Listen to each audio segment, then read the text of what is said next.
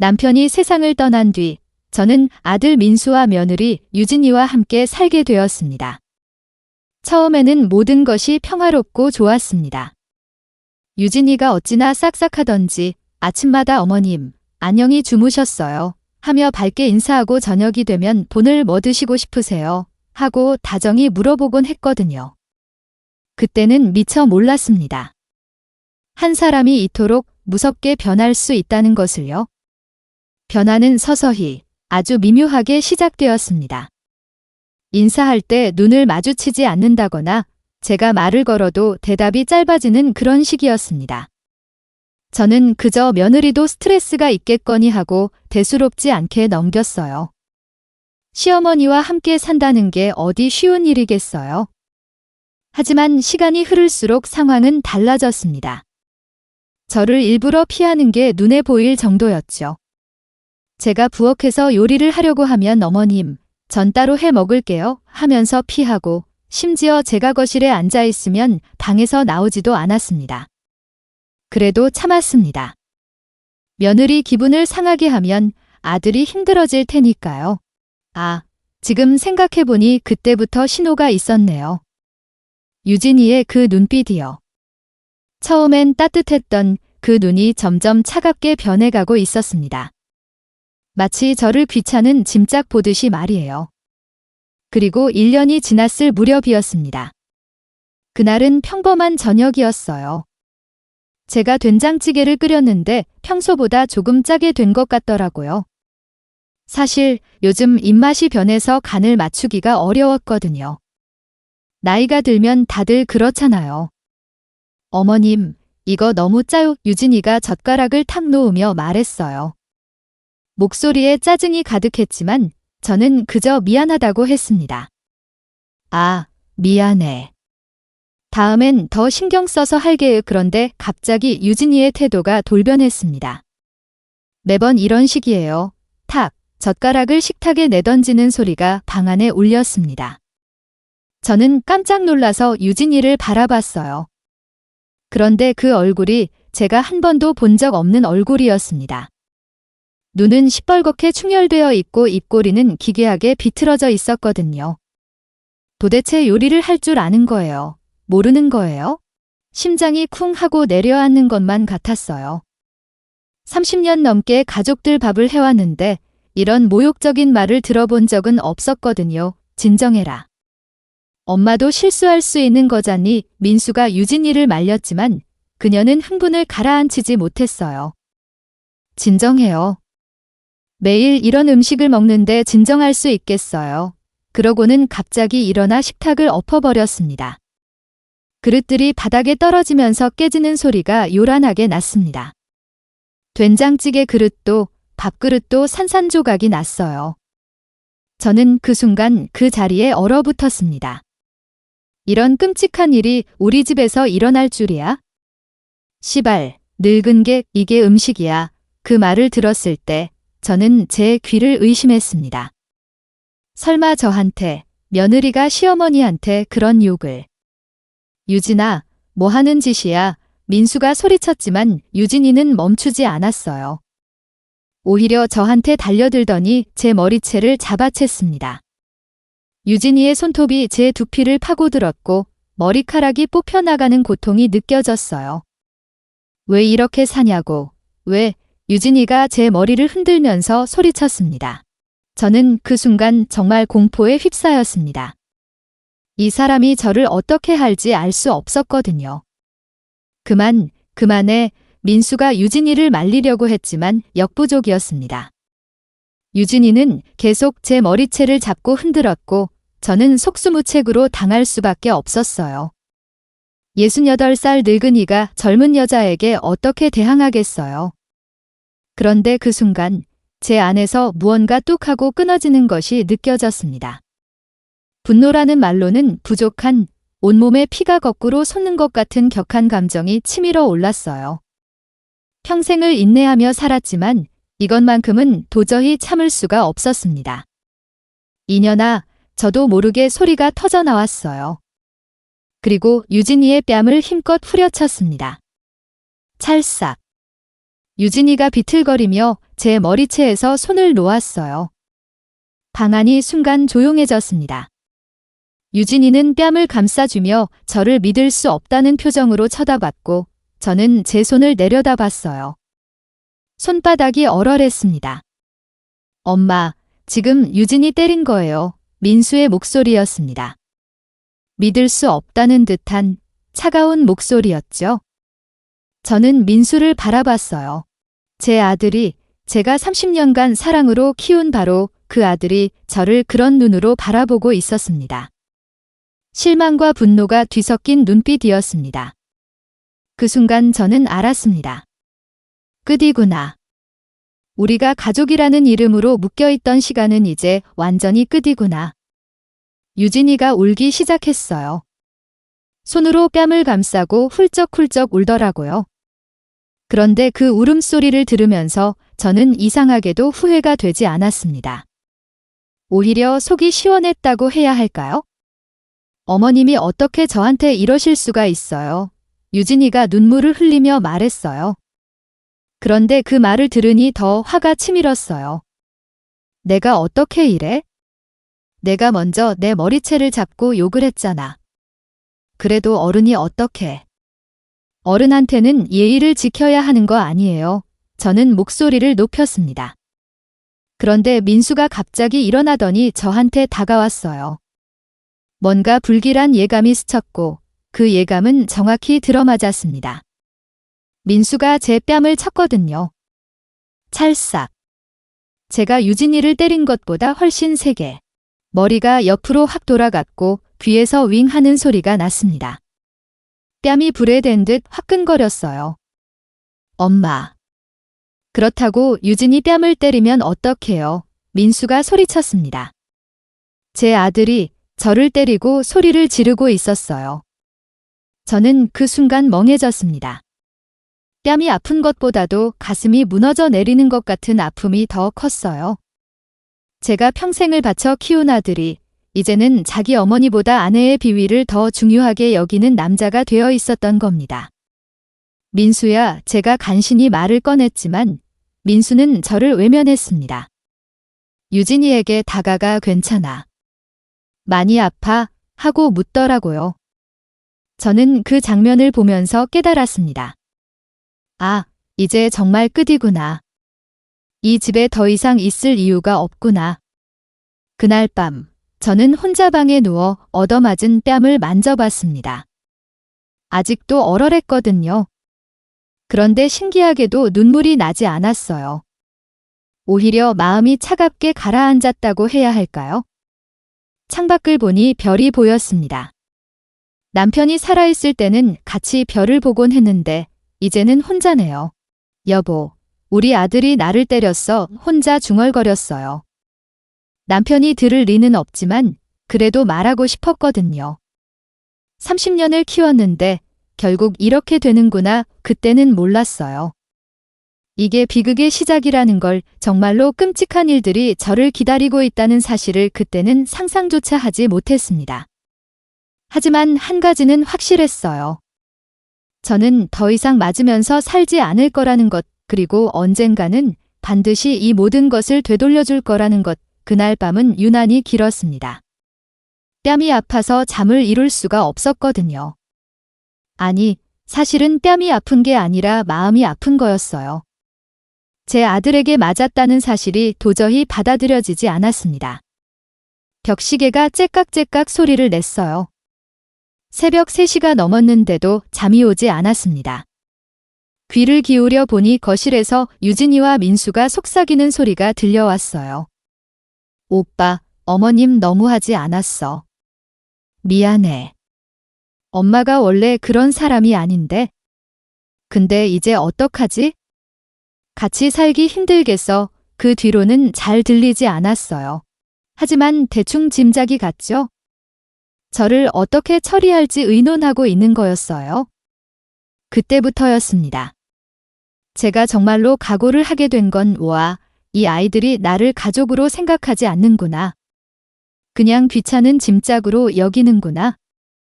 그렇다면 나도 각오를 해야겠다고 다짐했습니다. 다음 날 아침, 유진이와 민수는 평소보다 일찍 나갔습니다. 저에게는 인사 한마디 없었죠. 혼자 남은 집은 정말 조용했습니다. 그런데 이상하게도 마음이 편안하더라고요. 거울을 보니 뺨에 멍이 들어 있었어요. 민수가 꽤 세게 때렸나 봐요. 하지만 아프지 않았습니다. 마음이 더 아팠으니까요. 그날부터 저는 조금씩 준비를 시작했습니다. 사람은 참으로 무서운 존재더군요. 사랑한다고 말하면서도 아무렇지 않게 상처를 주고, 인내에는 한계가 있고 사랑에도 끝이 있었습니다. 그날 뺨을 때린 민수의 손길이 아직도 생생해요.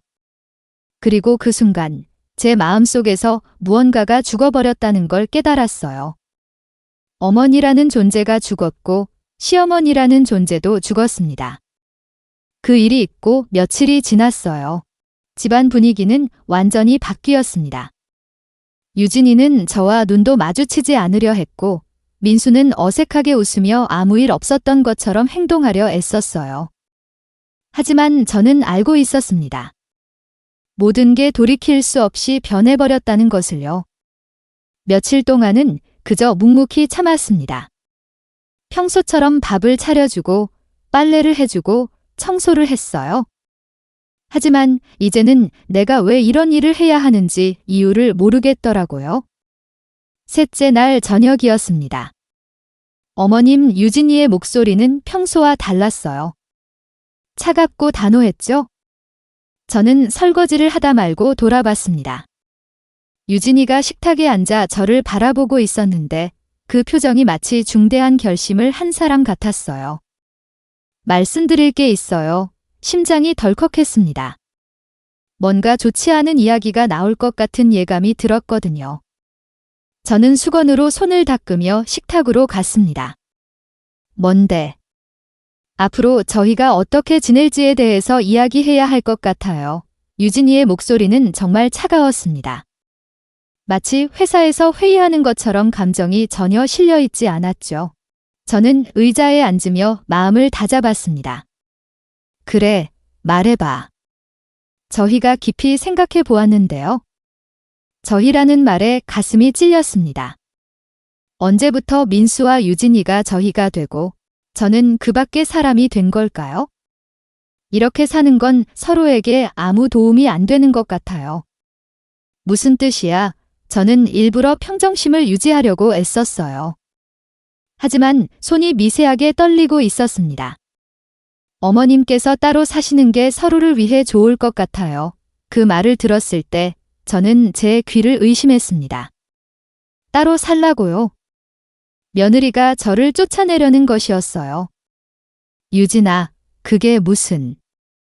솔직히 말씀드릴게요. 유진이가 제 말을 끊었어요. 그리고 몸을 앞으로 기울이며 말했습니다. 같이 사는 거 저한테는 너무 힘들어요. 너무나 솔직한 말이었습니다. 꾸밈 없이, 가식 없이 정말로 솔직하게 말하더라고요. 오히려 그게 더 큰 충격으로 다가왔어요. 힘들다니. 뭐가? 매일 눈치 봐야 하고 뭘 해도 간섭받는 것 같고. 제가 이 집의 며느리인지 하녀인지 모르겠어요. 하녀라고요?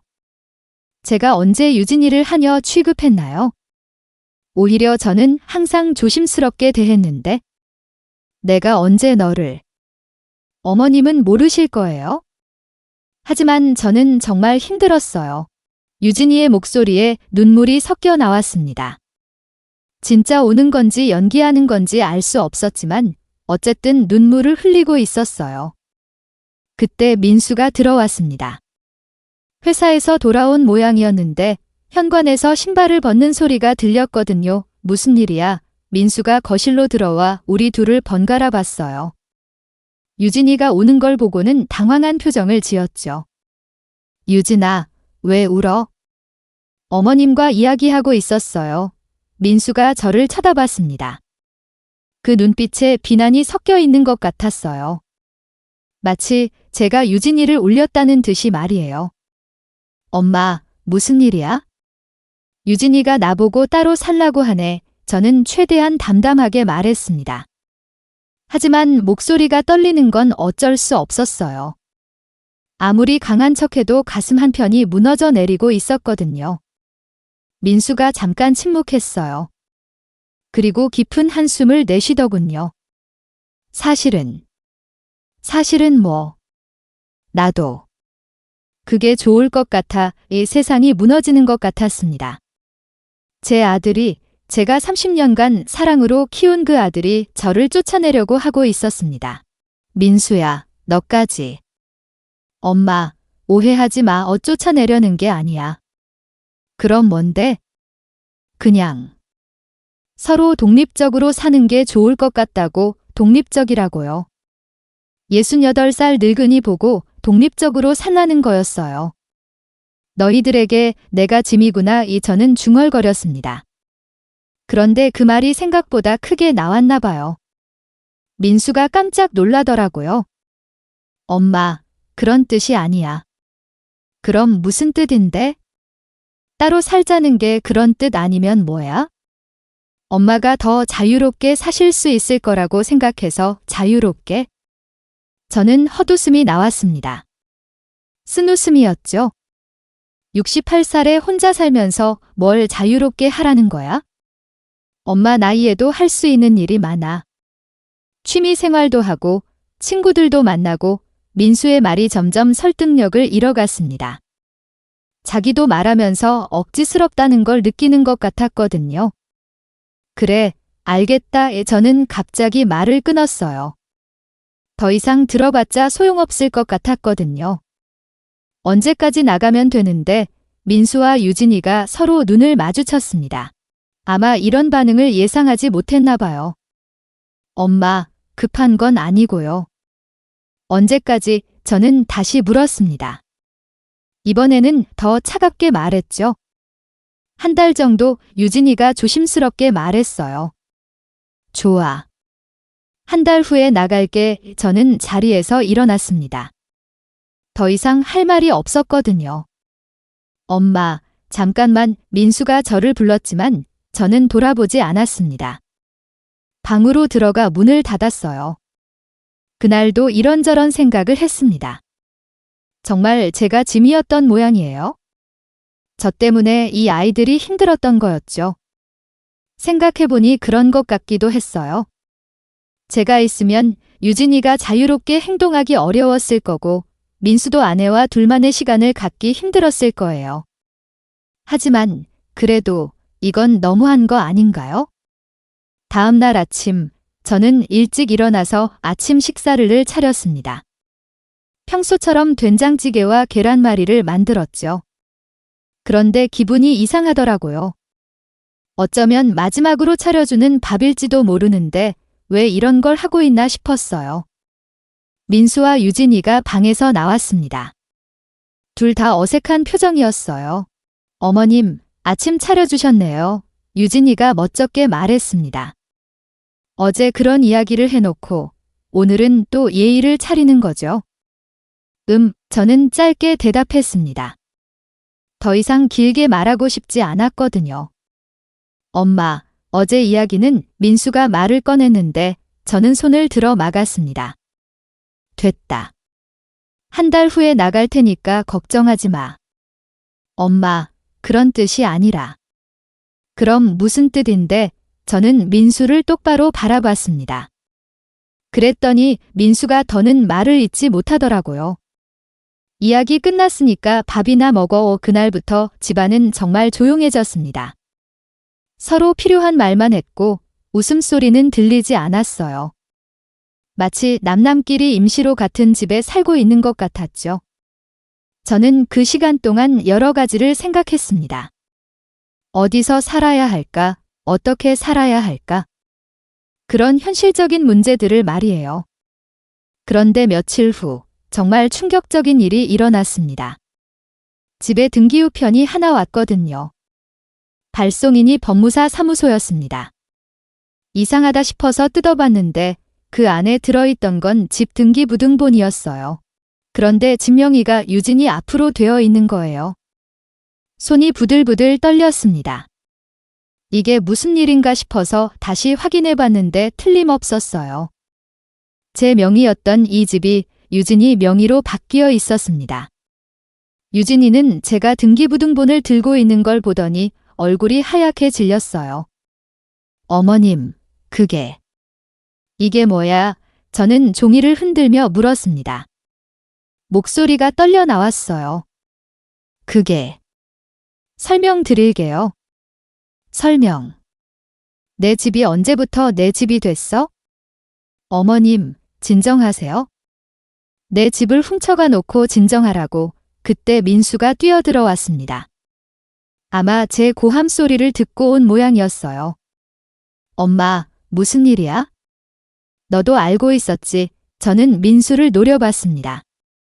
민수가 당황한 표정을 지었어요. 뭐려? 이 집, 유진이 앞으로 바뀐 거 말이야. 민수의 얼굴이 창백해졌습니다. 역시 알고 있었구나 싶었어요. 엄마, 그건 언제부터야? 나를 쫓아내고 이 집을 가로챌 계획 언제부터 짰어? 그런 게 아니에요. 민수가 소리쳤습니다. 하지만 제 분노는 이미 폭발 직전이었어요. 그럼 뭔데?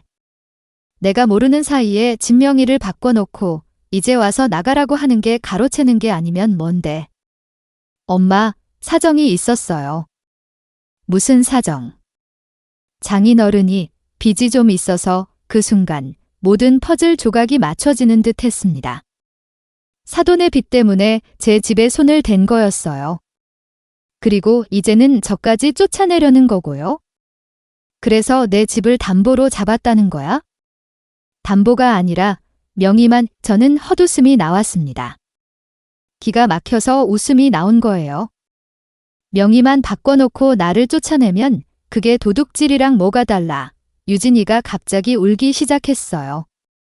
어머님, 저희도 어쩔 수 없었어요. 어쩔 수 없었다고?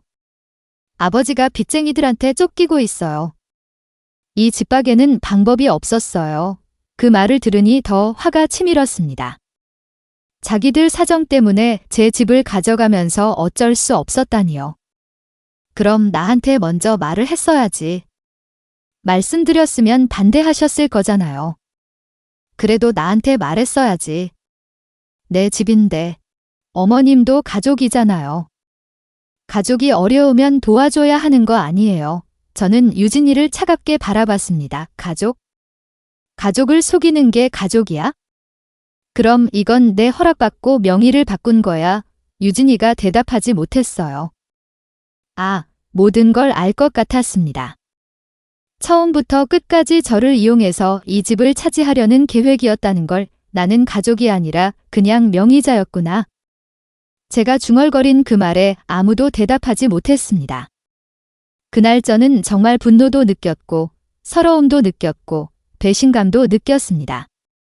하지만 그 모든 감정들이 휩쓸고 지나가고 나니 이상하게도 마음이 차분해졌어요. 이제 정말 끝이구나. 이들과는 더 이상 가족이 아니구나. 그렇다면 나도 각오를 해야겠더라고요.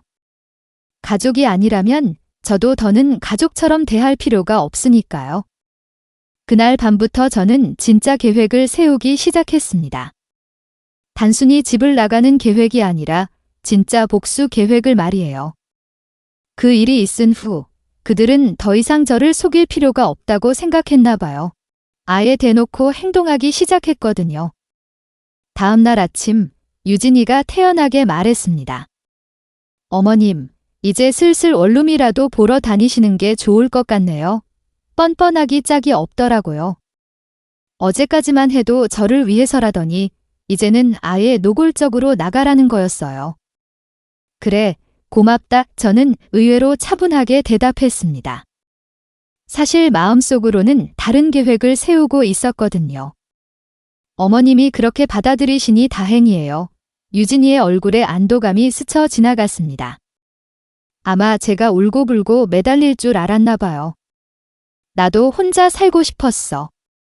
이왕 이렇게 된 거 빨리 정리하자. 민수가 놀란 표정을 지었습니다. 이런 반응을 예상하지 못했던 거죠. 엄마, 정말 괜찮으세요? 괜찮다니, 뭐가? 갑자기 혼자 살게 되셨는데? 걱정 마, 68살까지 살아왔는데 이제 와서 뭘 못하겠어. 저는 일부러 담담하게 말했습니다. 속으로는 전혀 다른 계획을 세우고 있었지만요. 그날부터 저는 집을 알아본다는 핑계로 밖으로 나갔습니다. 하지만 실제로는 다른 일을 하러 다녔습니다. 첫 번째로 간 곳은 주민센터였습니다. 어르신, 무슨 일로 오셨어요? 친절한 직원이 물어봤어요. 기부를 좀 하고 싶은데. 기부요? 네, 복지재단 같은 곳에 기부하고 싶어요. 아, 그런 경우에는 절차가 좀 복잡한데요. 직원은 자세히 설명해 주었습니다. 기부를 하려면 여러 가지 서류가 필요하고 절차도 복잡하더라고요. 알겠습니다. 천천히 해도 되죠? 그럼요. 필요한 서류들을 준비해서 다시 오세요. 집에 돌아와서 관련 서류들을 찾아봤어요. 하지만 문제가 있었습니다. 집이 이미 유진이 명의로 되어 있으니 제가 기부할 수가 없는 거였어요. 그래서 다른 방법을 생각해 봤습니다. 두 번째로 간 곳은 법무사 사무소였습니다. 어르신, 어떤 일로 오셨나요? 집명의 이전에 대해서 문의하고 싶어요. 아, 그러시군요. 어떤 상황이신지 말씀해 주시겠어요? 저는 상황을 자세히 설명했습니다. 제가 모르는 사이에 집이 며느리 명의로 바뀌었는데 제가 동의한 적이 없다고 말이에요. 그럼 명예 이전에 어르신의 서명이나 동의가 있었나요? 저번에 아들이 서류 몇 장을 주면서 도장만 찍어달라고 한 적이 있는 것 같긴 한데. 그렇다면 좀 복잡한 문제네요. 법무사가 심각한 표정을 지었습니다. 소송을 해야 하나요? 우선 정확한 경위를 파악해 봐야겠습니다. 관련 서류들을 가져오시면 검토해 드릴게요. 집에 돌아와서 서류들을 찾아봤어요. 그런데 정말 놀라운 걸 발견했습니다. 제가 도장을 찍었던 서류 뭉치 안에 인감증명서 발급 위임장이 끼워져 있었던 거예요. 가족관계증명서 떼어달라고 해서 찍어준 도장이었는데 사실은 모든 게 치밀하게 계획된 거였습니다. 그날 밤 저는 한참 동안 생각했습니다. 법적으로 싸우는 것도 방법이지만 시간도 오래 걸리고 비용도 많이 들 것 같았어요. 68살 늙은이가 그런 일을 감당하기에는 너무 벅찰 것 같았고요. 그래서 다른 방법을 생각해냈습니다. 며칠 후 저는 유진에게 말했습니다. 유진아, 이제 나갈 때가 된 것 같구나. 어머님, 정말이요. 유진이 얼굴이 환해졌습니다. 정말 제가 빨리 나가기를 바라고 있었구나 싶었어요. 응, 다음 주 토요일에 나갈게. 이삿짐 센터는 내가 알아서 부를 테니 걱정 마. 어머님, 그럼 이사 비용은? 유진이가 조심스럽게 물어봤습니다. 아마 이사비까지 자기들이 내야 하나 싶어서 걱정하는 것 같았어요. 그것도 내가 알아서 해. 엄마, 혼자서 괜찮으시겠어요? 민수가 걱정하는 척 물어봤습니다. 하지만 그 걱정도 진짜가 아니라는 걸 수 있었어요. 괜찮아. 짐도 별로 없고 정말 그랬습니다. 저는 짐을 많이 챙기지 않을 생각이었거든요. 이사 준비를 하면서 저는 집 안 곳곳을 다시 한번 살펴봤습니다. 30년 넘게 살던 집이었는데 이제 떠나야 하는 거였어요. 거실 벽에는 남편과 찍은 사진이 걸려 있었습니다. 결혼 20주년 때 찍은 사진이었는데 둘둘 다 참 행복한 표정이었어요. 그때는 정말 행복했었죠. 여보, 내가 우리 집에서 쫓겨날 줄 당신도 몰지 혼자 중얼거렸습니다. 남편이 살아있었다면 이런 일이 일어났을까요? 아마 민수가 감히 이런 짓은 못했을 거예요. 그런데 사진을 보다가 문득 생각이 났습니다. 남편이 살아있을 때 거실에 CCTV를 설치했었는데 그 영상들이 컴퓨터에 저장되어 있을 거라는 생각이 들었거든요. 컴퓨터를 켜고 파일들을 찾아봤습니다. 그런데 정말로 CCTV 영상 폴더가 있더라고요. 영상을 확인해 보니 정말 놀라운 것들이 많이 들어 있었습니다. 유진이가 저에게 욕설을 퍼붓는 장면, 제 머리채를 잡는 장면, 그리고 민수가 저를 때리는 장면까지 모든 게 생생하게 기록되어 있었어요. 뿐만 아니라 제가 없을 때 유진이와 민수가 나누는 대화도 녹음되어 있었어요. 오빠, 어머님 언제까지 모시고 살 거야? 좀 더 참아야지. 진명에 넘겨받고 나면? 빨리 정리했으면 좋겠어. 조금만 더 기다려. 의심받으면 안 되니까 이런 대화들이 한두 개가 아니었습니다. 제가 장 보러 나간 사이, 목욕탕에 간 사이, 그럴 때마다 이런 이야기를 하고 있었던 거예요. 그 중에서 가장 충격적이었던 건 이거였습니다. 오빠, 어머님이 나중에 유산 상속 때문에 문제 제기하시면 어떡해? 그럴 일 없어? 어차피 얼마 못 사실 텐데, 뭐. 그래도 혹시나 하면 요양원에 보내버리면 돼, 치매 있다고 하면서. 오빠, 너무한 거 아니야? 너무하긴. 우리가 지금까지 얼마나 참았는데. 이제 우리 차례야. 이 대화를 들었을 때 저는 온몸이 차갑게 식는 것을 느꼈습니다. 제 아들이, 제가 평생 사랑으로 키운 그 아들이 저를 이렇게 생각하고 있었던 거예요. 얼마 못 산다고, 양원에 보낸다고. 그 순간 저는 마음을 굳게 먹었습니다. 이대로 당하고만 있을 수는 없다고. 컴퓨터에 있던 영상과 녹음 파일을 전부 USB에 옮겨 담아 소중히 숨겨두었습니다. 마지막 이사 전날 밤, 민수와 유진이가 저에게 말했습니다. 엄마, 가서도 잘 지내세요. 어머님, 새 집에서 편하게 지내세요. 둘 다 마치 제가 여행이라도 떠나는 것처럼 빨리 내보내고 싶어 하는 기색이 역력했어요. 그래, 너희도 잘 지내라 내라 저도 웃으며 대답했습니다. 하지만 속으로는 전혀 다른 생각을 하고 있었어요. 이사 당일 아침, 저는 일찍 일어나서 짐을 쌌습니다. 정말 간단하게 쌌어요. 옷 몇 벌과 필요한 서류들, 그리고 USB. 이삿짐 센터가 오기 전에 저는 혼자 어디를 좀 다녀왔습니다. 주민센터였습니다. 어르신, 오늘 이사 가신다고 하셨죠? 어제 미리 연락을 드린 터라 직원이 저를 기억하고 있었어요. 네. 그래서 마지막으로 처리할 일이 있어서요. 무슨 일이시죠? 기부 서류요. 어제 말씀드린 그거. 그런데 어르신, 집이 어르신 명의가 아니라고 하셨잖아요. 맞아요. 그런데 방법이 있더라고요. 저는 가방에서 서류 몇 장을 꺼냈습니다. 어젯밤에 밤새워 서비한 서류들이었어요. 이게 뭔가요? 집명의 이전이 무효라는 내용 증명이에요. 사기에 의한 명의 이전이니 원주인인 제가 처분할 권리가 있다는 거죠. 물론 법적으로는 좀 복잡한 문제였습니다. 하지만 저는 확신이 있었어요. 왜냐하면 저에게는 확실한 증거가 있었거든요. 어르신, 하지만 이건 법원에서 판단할 일이라서. 알아요. 그래서 임시로 신청하는 거예요. 조건부로요. 저는 미리 준비해온 서류를 내밀었습니다. 만약 명예 이전이 무효로 판명되면 이 집을 지역복지재단에 기부한다는 내용의 서약서였습니다. 직원이 서류를 자세히 살펴봤. 어르신, 정말 확신하시는 거죠? 네, 확실해요. 그리고 저는 도장을 찍었습니다. 정말 후련했어요. 집으로 돌아오니 작은 용달차가 와 있었습니다. 어머님, 어디 다녀오셨어요? 유진이가 왠지 불안한 표정으로 물었어요. 응, 은행 좀 다녀왔어. 은행요. 정리할 게 좀 있어서.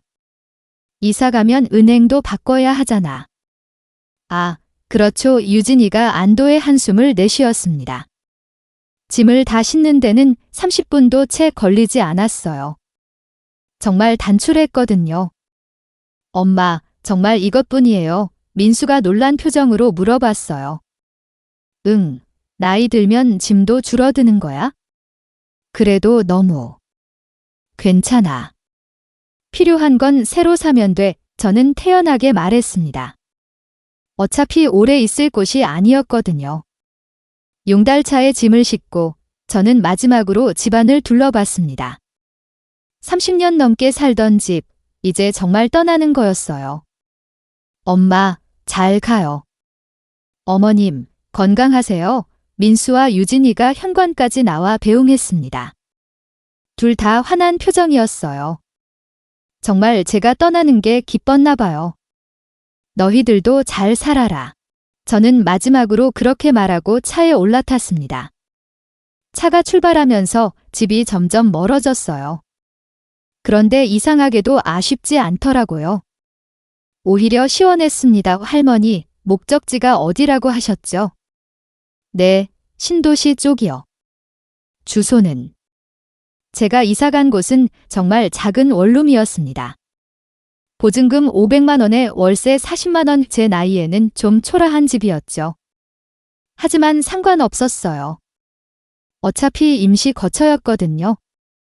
짐을 다 정리하고 나니 저녁이 되었습니다. 혼자서 컵라면을 끓여 먹으면서 창밖을 바라봤어요.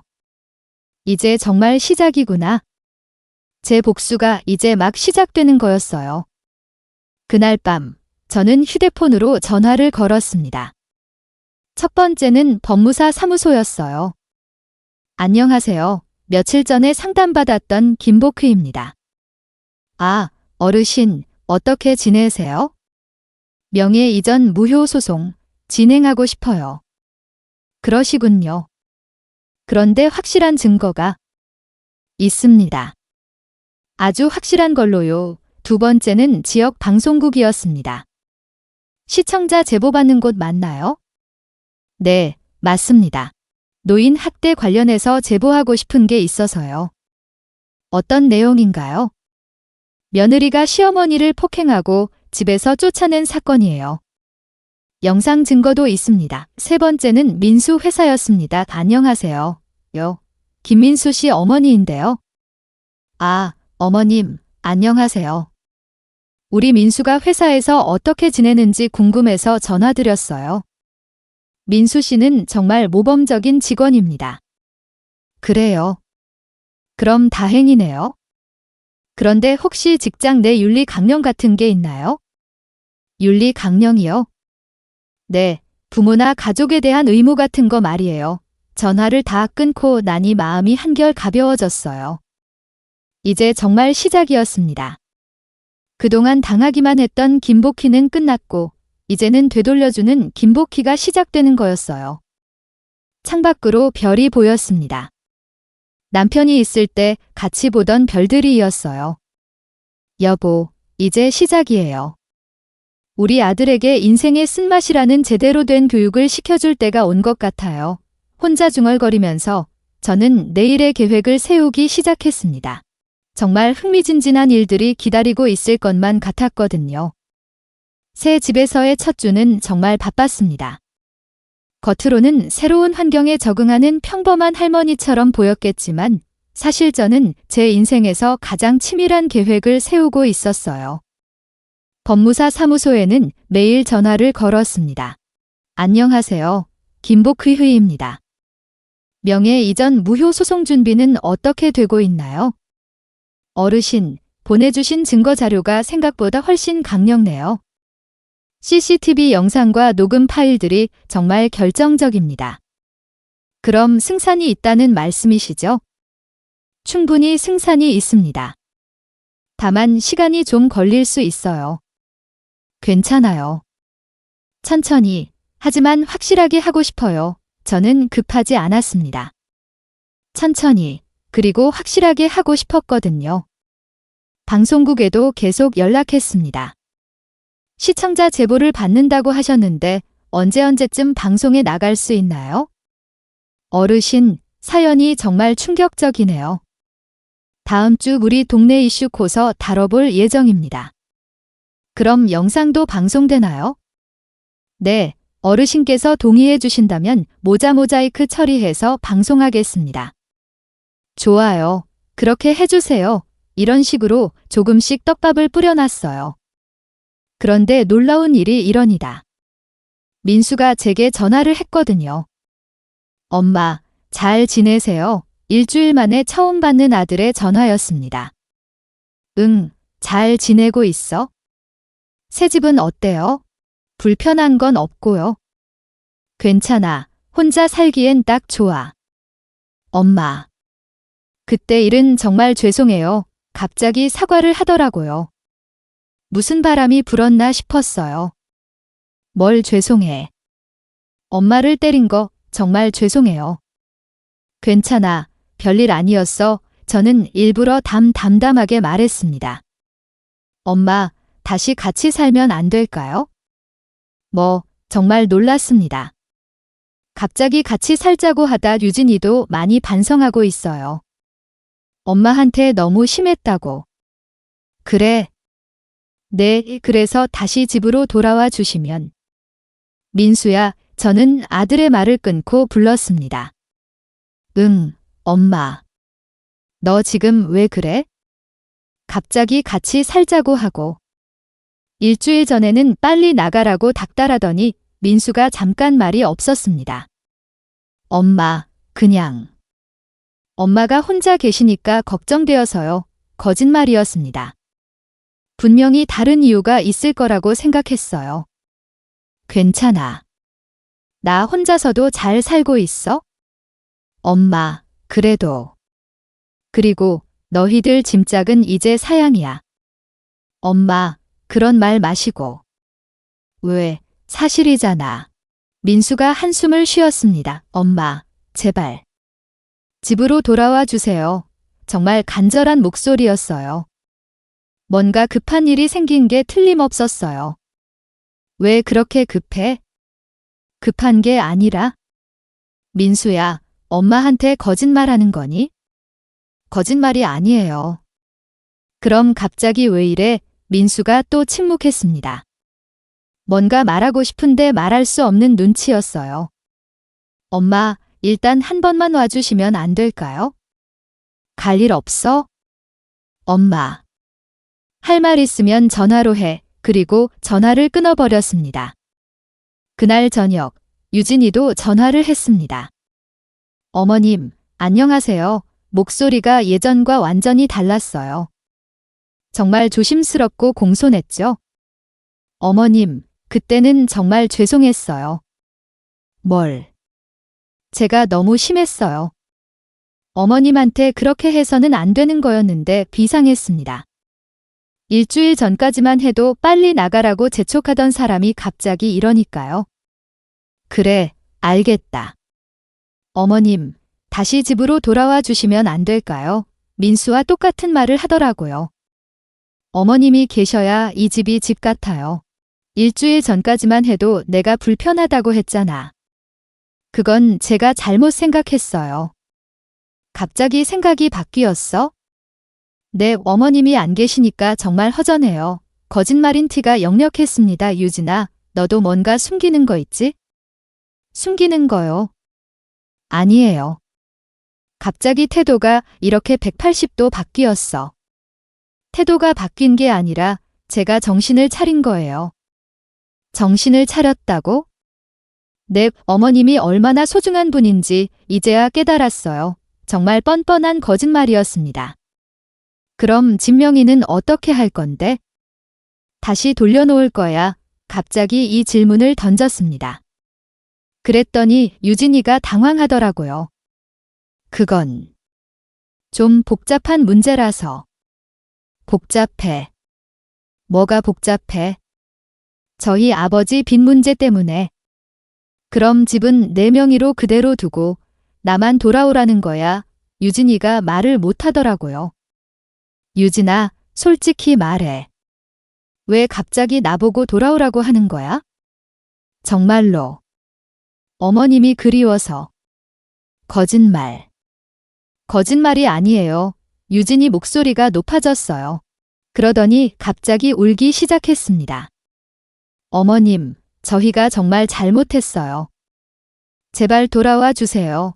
그런데 우는 모습이 어딘가 연기하는 것 같았어요. 이제 나이도 많은데 너희들 시중들 기운 없다. 어머님. 할 말 끝났으면 전화 끊을게. 어머님, 잠깐만요. 뭐? 정말 마지막으로 한 번만 집에 와주시면 안 될까요? 자꾸 집에 오라고 하는 게 이상했어요. 그냥 뵙고 싶어서요. 보고 싶으면 너희들이 이리 와, 내가 있는 곳으로. 어머님, 주소를 알려주시면 진짜 올 거야? 네, 찾아뵙고 싶어서요. 이상했습니다. 정말 보고 싶었다면 바로 주소를 달라고 했을 텐데 뭔가 머뭇거리는 게 이상했어요. 나중에 생각나면 얘기할게요. 그리고 전화를 끊었습니다. 그날 밤 곰곰이 생각해봤어요. 왜 갑자기 이들이 태도를 바꿨을까? 분명히 뭔가 이유가 있을 거였어요. 다음 날 저는 주민센터에 전화를 걸었습니다.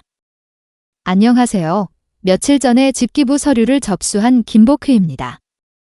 아, 어르신, 안녕하세요. 혹시 그 서류가 어떻게 진행되고 있나요? 아, 그건 아직 법적 검토 단계에 있습니다.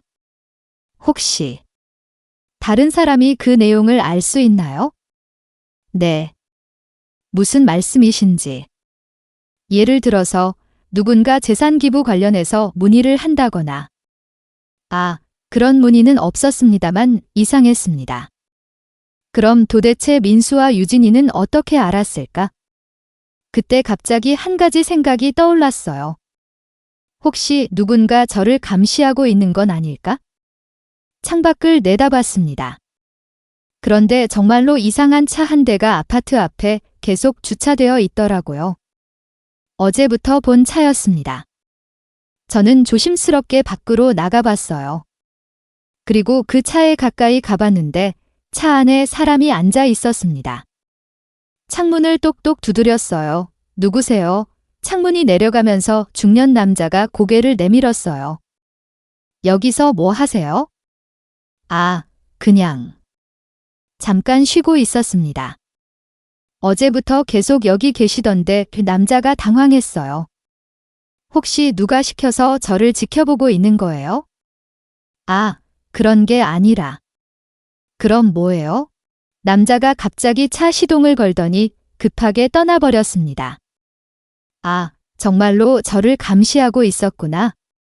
그럼 민수와 유진이가 제 행동을 다 알고 있다는 얘기였어요. 그날 저녁 또 민수가 전화를 했습니다. 엄마, 어디 다녀오셨어요? 역시나 알고 있었어요. 왜? 아, 그냥. 몸은 괜찮으시냐고요? 괜찮아. 엄마, 혹시 요즘 무슨 일 하고 계세요? 무슨 일이라니? 아니, 그냥 집에만 계시나 해서요. 왜, 내가 뭘 하든 그게 너랑 상관 있어? 그런 게 아니라 걱정되어서요. 걱정은 무슨, 이제 와서 민수가 잠깐 침묵했습니다. 엄마, 혹시 변호사나 그런 분들 만나고 계신 건 아니죠? 드디어 본색을 드러내더라고요. 왜, 그게 왜 중요한데? 그냥 법적인 문제로 어려움 겪고 계신가 해서요? 내가 그런 걸 왜 궁금해해? 엄마니까요. 엄마를 집에서 쫓아낸 주제에. 엄마, 그건 정말 죄송하다고. 민수야. 네. 너 지금 무서워하고 있지? 민수가 대답하지 않았어요. 뭔가 들켰다고 생각하고 있는 거지? 엄마, 무슨 말씀이신지. CCTV에 다 찍혔어. 너희가 나 없을 때 무슨 얘기했는지 전부 녹화되어 있어? 엄마, 그건 요양원에 보낸다고 했지? 내가 얼마 못 살 거라고도 했고 민수가 완전히 당황했나 봐요. 한참 동안 말이 없더니 엄마, 잠시만요. 제가 지금 가서 직접 말씀드릴게요. 하고 외쳤어요. 오지 마. 엄마. 오면 경찰에 신고할 거야? 노인 학대로 그리고 전화를 끊었습니다. 30분 후에 유진이가 전화했어요. 어머님, 제발 오해하지 마세요. 목소리가 사정없이 떨리고 있었습니다. 오해. 뭘 오해해? 그때 한 말들은 그냥 화가 나서 실수로 한 거였어요. 화가 나면 시어머니한테 죽으라고 해도 되는 거니? 그런 뜻이 아니었어요. 그럼 무슨 뜻이었는데 유진이가 울기 시작했어요. 이번에는 진짜 우는 것 같았습니다. 어머님, 저희가 정말 잘못했어요. 제발 용서해 주세요. 소송, 제발. 이미 늦었어. 어머님, 이미 모든 걸 다른 사람들에게 넘겼어. 다른 사람들이요? 응, 방송국이랑 신문사랑 유진이가 비명을 질렀어요. 어머님, 안 돼요. 왜 안 돼? 진실을 알리는 게 뭐가 잘못됐는데? 어머님, 그러면 저희는 오빠가 회사에서 잘릴 수도 있단 말이에요. 그래. 어쩔 수 없지, 뭐. 어머님, 유진이가 정말 절규하듯이 울부짖었습니다. 어머님, 제발, 제발 한 번만.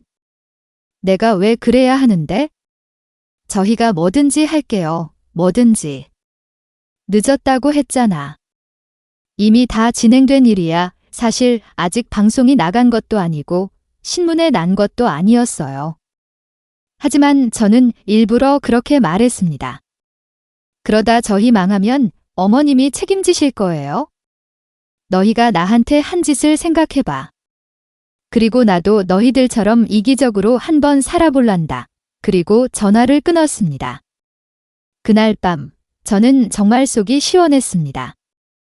68해를 살면서 이렇게 통쾌한 적이 없었던 것 같아요. 창밖을 보니 별이 정말 많이 보였습니다. 여보, 봤지? 우리 아들이 어떤 꼴이 됐는지. 이제야 제대로 교육시키고 있는 것 같아. 다음 주 화요일 저녁 7시 제가 그토록 기다리던 순간이 왔습니다. 지역 방송 구리 동네 이슈 시간이었어요. 저는 원룸에 앉아서 TV를 켰습니다. 가슴이 두근두근했어요. 68평생 제가 TV에 나온다니 상상도 해본 적이 없었거든요. 시청자 여러분, 안녕하십니까? 오늘은 정말 충격적인 사연이 접수되어 시청자 여러분께 전해드립니다. 아나운서가 진지한 표정으로 말을 시작했어요.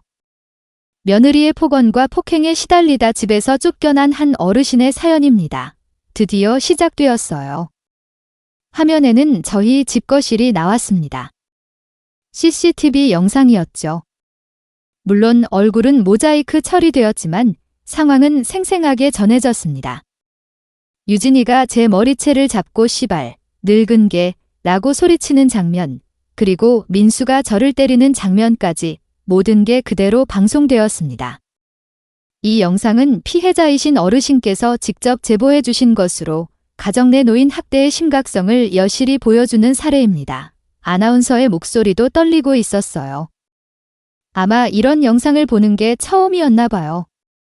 그 순간 휴대폰이 울렸습니다. 민수였어요. 전화를 받자마자 민수가 고함을 쳤습니다. 엄마. 지금 TV 봤어요. 이게 뭐예요? 뭐긴 뭐야. 사실이잖아. 그래도 이러시면 안 되죠.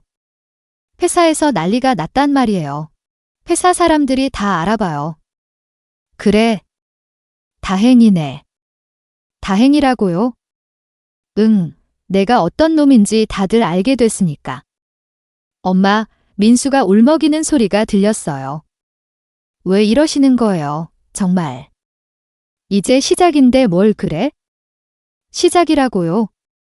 응, 더 재미있는 게 남아있어. 그리고 전화를 끊었습니다. 30분 후에 유진이가 전화했어요. 어머님, 목소리가 완전히 변해 있었습니다. 울고 있는 게 분명했어요. 제발, 이런 짓 좀 멈춰주세요. 멈추긴 뭘 멈춰. 사람들이 다 알아본단 말이에요. 그럼 좋은 거 아니야? 진실을 알게 됐으니까. 어머님, 저희가 잘못했어요. 정말 잘못했어요. 지금 와서 잘못했다고? 네, 정말 잘못했어요. 그러니까 제발. 늦었어. 너희가 나한테 한 짓을 생각해보면 이 정도는 약과야. 어머님, 저희더러 어떻게 살라는 거예요. 그건 너희가 알아서 할 일이지. 그리고 또 전화를 끊었습니다. 그날 밤 정말 많은 전화가 왔습니다. 기자들, 방송국 사람들, 시민단체. 모든 사람들이 저와 인터뷰를 하고 싶어 했어요. 다음 날 아침 신문을 보니 정말 놀랐습니다. 며느리의 만행, 68세 시어머니 폭행, CCTV에 고스란히 담긴 폐륜, 가정 내 노인 학대 심각성 다시 대두. 이런 제목들이 신문 일면을 장식하고 있었어요. 기사 내용도 상세했습니다. 명의를 몰래 바꾼 것, 저를 집에서 쫓아낸 것, 모든 내용이 다 나와 있었어요. 그런데 정말 놀라운 건 시민들의 반응이었습니다. 방송국 게시판에는 댓글이 수천 개씩 달렸어요. 이런 며느리가 어디 있나요? 정말 충격적이네요. 시어머니를 저렇게 대하다니 말이 안 됩니다. 저 아들도 문제예요. 어머니를 때리다니. 집까지 빼앗아가다니 정말 악질이네요. 모든 댓글이 저를 응원하는 내용이었습니다. 그리고 며칠 후 또 한 번 충격적인 일이 일어났어요. 민수가 회사에서 징계를 받게 된 거예요. 회사에서 전화가 왔나 봐요. 민수가 제게 전화했거든요. 엄마. 회사에 징계위원회가 열렸어요. 그래. 잘 됐네. 뭐라고요? 엄마, 저 어떡해요. 회사에서 잘릴 수도 있대요. 그럼 우리는 길거리에 나가는 거라고요.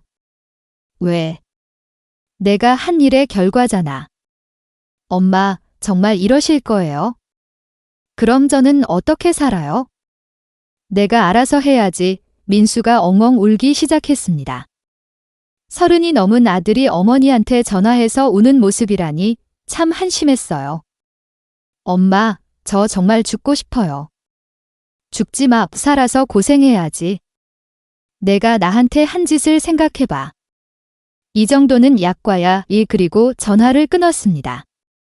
그날 오후 정말 놀라운 소식을 들었습니다. 법무사 사무소에서 전화가 온 거예요.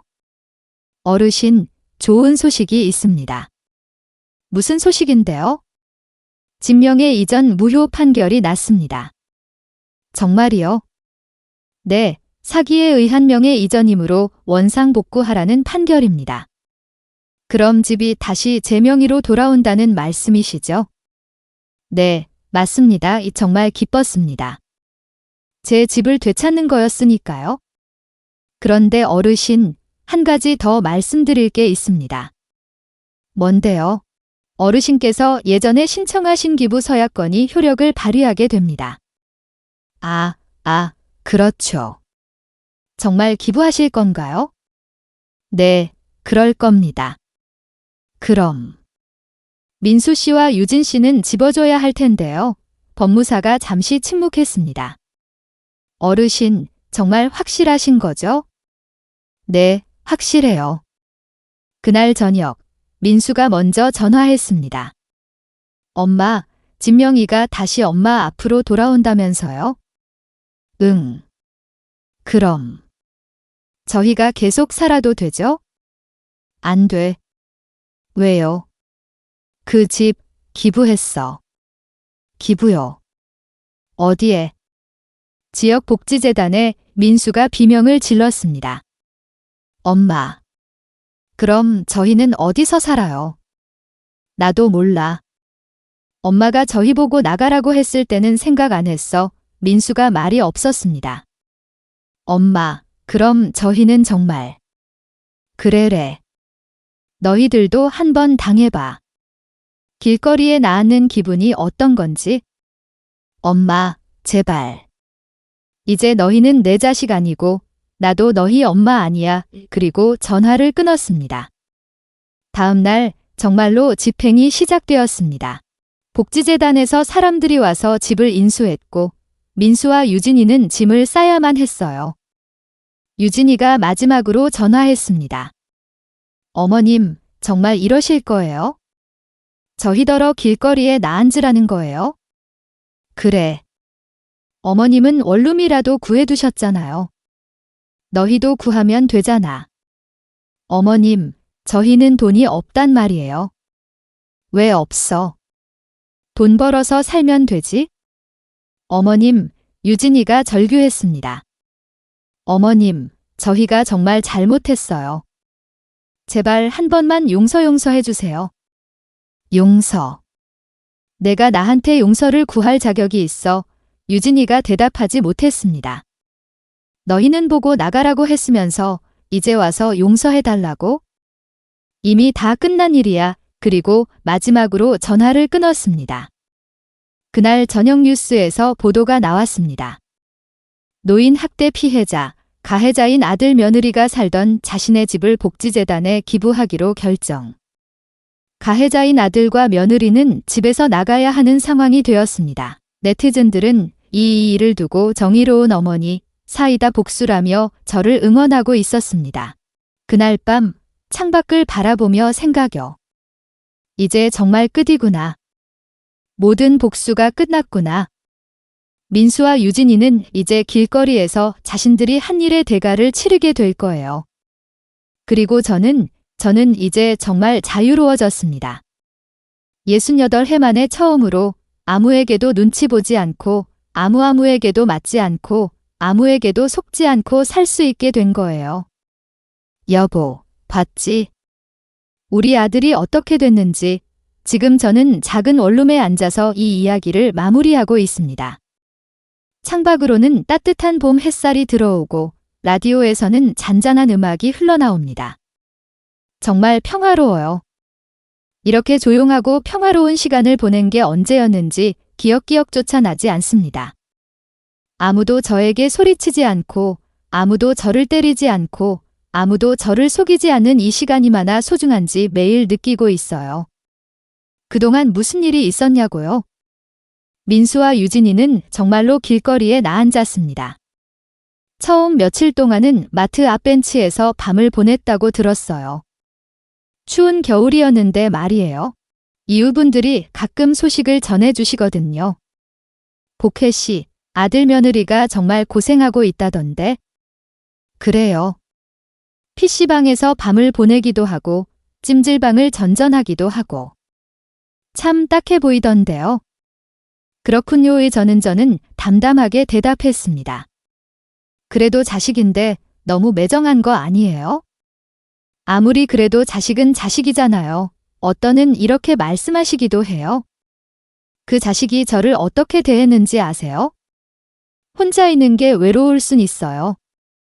하지만 맞으면서 사는 것보다는 100배, 1000배 나아요. 이웃분들은 더 이상 아무 말씀도 하지 않으세요. 제 말이 맞다는 걸 아시니까요. 민수는 결국 회사에서 해고되었습니다.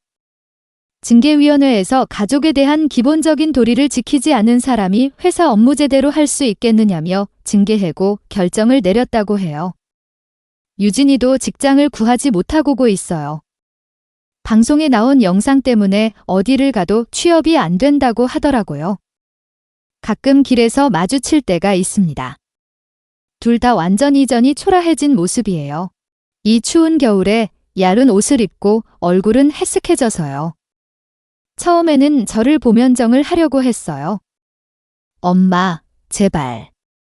어머님, 한 번만 하지만 저는 더 이상 들어줄 말이 없었더니요. 몇 번 그런 일이 있고 나서는 저를 보면 슬금슬금 고개를 돌리더라고요. 아마 부끄러운가 봐요. 2달 전에는 정말 놀라운 일이 있었습니다. 민수가 무릎을 꿇고 저를 기다리고 있는 거예요. 제가 장 보러 나오는 길목에서 말이에요. 엄마, 일어나. 엄마, 정말 잘못했어요. 일어나라고. 엄마, 제발 한 번만 기회를. 민수야. 네. 이제 늦었어.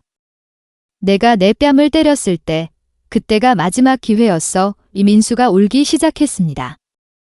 길거리에서 30 넘은 남자가 엉엉 우는 모습을 보니까 마음이 참 묘하더라고요. 엄마, 저 정말 죽고 싶어요. 죽지는 마. 그냥 그렇게 열심히 살아. 엄마가 없으면 저는 나 없이도 잘 살았잖아. 내 집 빼앗아서 민수가 더는 말하지 못했습니다. 일어나. 사람들이 쳐다본다. 민수가 비틀거리며 일어났어요. 그리고 뒤돌아보지도 않고 가버렸습니다. 그게 마지막이었어요. 그 후로는 저 찾아오지 않아요. 한 달 전에는 유진이가 혼자 왔어요. 어머님. 왜? 죄송해요. 응. 정말 죄송해요. 유진이도 많이 변해 있었습니다. 예전에는 화장도 진하게 하고 옷도 예쁘게 입고 다녔는데 이제는 완전히 다른 사람 같았어요. 어머님, 저희가 정말 잘못했어요. 알고 있어? 그때 왜 그랬는지. 지금 생각해보니까 정말 미친 짓이었어요. 응. 어머님, 혹시. 용서는 안 되겠죠. 저는 유진이를 가만히 바라봤어요. 정말 많이 바뀐 모습이었습니다. 예전에 그 거만함은 온데간데없고 진심으로 후회하는 것 같았어요. 유진아. 네. 용서는 해줄 수 있어. 유진이 얼굴이 환해졌습니다. 하지만 다시 가족으로 돌아가는 건 안 돼, 어머님. 한 번 깨진 그릇은 다시 붙여도 그 금이 남거든. 우리 관계도 그래. 유진이가 고개를 끄덕였습니다. 알겠어요. 그래도. 용서해 주셔서 감사해요. 그리고 용이 돌아갔습니다. 요즘 저는 정말 평화롭게 살고 있습니다. 아침에 일어나서 라디오를 들으며 커피를 마시고 공원으로 산책을 나갑니다. 저녁에는 책을 읽거나 이웃의 다른 어르신들과 이야기도 나누고요. 혼자 사는 게 외롭지 않냐고 물어보시는 분들이 있어요. 혼자 있는 건 외로울 수 있어요. 하지만 맞으면서 사는 것보다는 100배 나아요. 이게 제 대답입니다. 정말 그래요? 혼자 있으면 외로울 수는 있지만 누군가에게 상처받지는 않거든요. 어제는 정말 의미 있는 일이 있었습니다. 복지관에서 가정폭력 예방 교육을 하는데 강사로 와달라고 하시더라고요. 신의 경험을 들려주시면 다른 분들에게 도움이 많이 될 것 같아요. 그래서 갔습니다. 많은 어르신들이 모여 계셨는데 제 이야기를 정말 진지하게 들어주시더라고요. 참는다고 가족이 아닙니다. 사랑이라는 이름으로 가해지는 폭력은 그 어떤 이유로도 정당화될 수 없습니다. 제가 마지막에 한 말이에요. 박수를 많이 쳐주셨어요. 강연이 끝나고 한 할머니께서서 제게 오셨어요. 정말 용기가 대단하세요. 저도 며느리 때문에 너무 힘들어요. 하지만 참고 살아야 한다고만 생각했는데 복혜 씨 이야기 들으니까 생각이 바뀌네요. 할머니, 참는 게 미덕이 아니에요. 자기 자신을 지키는 게 더 중요해요. 그 할머니가 고개를 끄덕이시더라고요. 집으로 돌아오는 길에 정말 뿌듯했습니다. 제 아픈 경험이 다른 분들에게 도움이 될 수 있다니 이것도 참 의미 있는 일이구나 싶었어요. 오늘은 특별한 날이에요. 제 생일이거든요. 69번째 생일. 혼자서 작은 케이크를 사와서 촛불을 켰습니다. 복희야, 생일 축하한다다. 그리고 누구에게도 다시는 맞지 말자 촛불을 끄면서 정말 그렇게 다짐했어요. 저녁에는 이웃 할머니 몇 분이 오셔서 같이 생일상을 차려주셨어요. 피를 나눈 가족은 아니지만 진짜 가족보다 더 따뜻하게 대해주시는 분들이에요. 생일 축하해요. 고마워요. 앞으로도 건강하게 지내요. 네, 그럴게요. 정말 행복한 생일이었습니다. 밤늦게 혼자 남아서 창밖을 바라봤어요. 별이 정말 많이 보이더라고요. 여보, 나 이제 정말 괜찮아. 걱정하지 마. 남편에게 혼잣말을 했어요. 68해 동안 여러 가지 일이 있었지만 이제야 진짜 내 인생을 살고 있는 것 같아. 정말 그래요. 이제야 저다운 삶을 살고 있는 거예요. 누구 눈치 보지지 않고 누구에게 맞지 않고 누구에게 속지 않는 삶, 이런 삶이 가능하다는 걸 69살이 되어서야 알되었습니다. 만약 이 글을 읽고 계신 분 중에 저와 비슷한 상황에 계신 분이 있다면 꼭 기억해 주세요. 참는다고 가족이 되는 게 아닙니다. 사랑한다고 해서 맞아도 되는 건 아닙니다. 나이가 많다고 해서 존중받을 권리가 없는 건 아닙니다. 그리고 무엇보다도 언제든 새로운 시작이 가능합니다. 69살에도 그보다 더 나이가 들어도 언제든지요. 저는 이제 다시는 제 마음과 제 인생을 남에게 내어주지 않을 겁니다. 그리고 이 작은 원룸에서 제가 원하는 방식으로, 제가 원하는 시간에, 제가 원하는 사람들과 함께 행복하게 살아갈 거예요. 그게 진짜 내가 사는 거니까요. 오늘도 별이 정말 예쁘네요. 내일도 좋은 하루가 될 것 같아요. 이제 진짜 끝이에요. 제 긴 이야기를 끝까지 들어주셔서 고마워요. 그리고 기억해 주세요. 누구든지, 언제든지 새로운 시작이 가능하다는 걸 말이에요.